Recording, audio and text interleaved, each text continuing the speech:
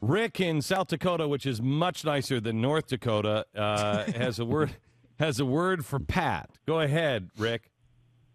Yeah, I was talking earlier about how she's going to spend the money. I think we got to give it to her in a conservative mentality and let her spend it. If we give it to her in a liberal mentality and dictate to her how she's supposed to spend it, that's kind of... I agree I agree with that, except when it comes to donating to cat societies. That should not be allowed. That should not be allowed. She's not nowhere said that she's going to donate to a cat society. No, but and if she wants to give 100% of the money to cats, that's her... No, should be illegal. Nobody should be allowed to donate to cat societies. Thanks a lot, Rick. I appreciate it. Let's go to Chris in Atlanta.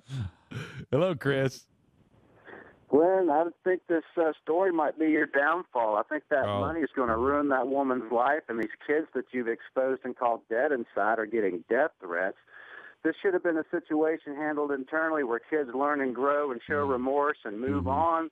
But now you've blown this thing all out of proportion, and this money's going to come in. Family members are going to come out of the woodwork. They're going to take that money from her. It is. It's your fault.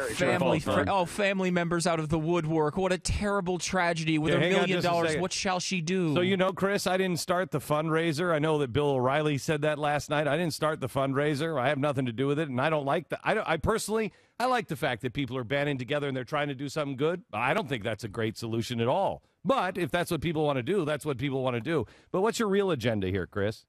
I don't have an agenda. I just saw you calling these kids dead inside. Kids do stuff like that parents never even hear about half the time. Okay, so tell me, Chris, kids who are dead inside do that kind of stuff. Kids with a situation that these kids can mature and grow out of. Okay, and you've turned them into monsters. They are monsters. Done a bad thing. I stand by that. So, Chris, tell me what you did as a child that you've been carrying around that you didn't tell anybody about. I've said bad things and nasty things as a teenager that I would never say now and fully regret.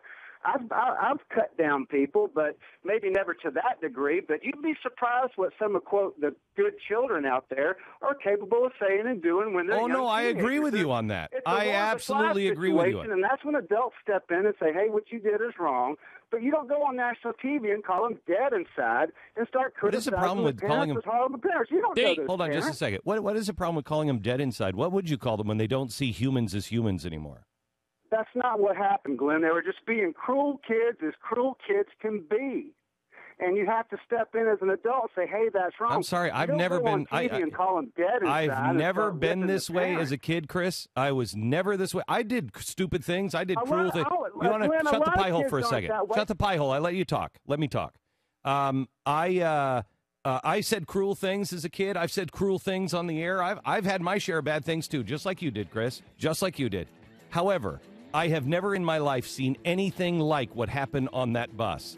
There's 30 kids. Nobody said a word. No adults said any word. No one said anything. And then in the press conference, the adults come out and say, hey, my kids suffered enough. Bull crap. They're dead inside because that's the kind of society that we are living in now. It's changed, Chris. It's changed.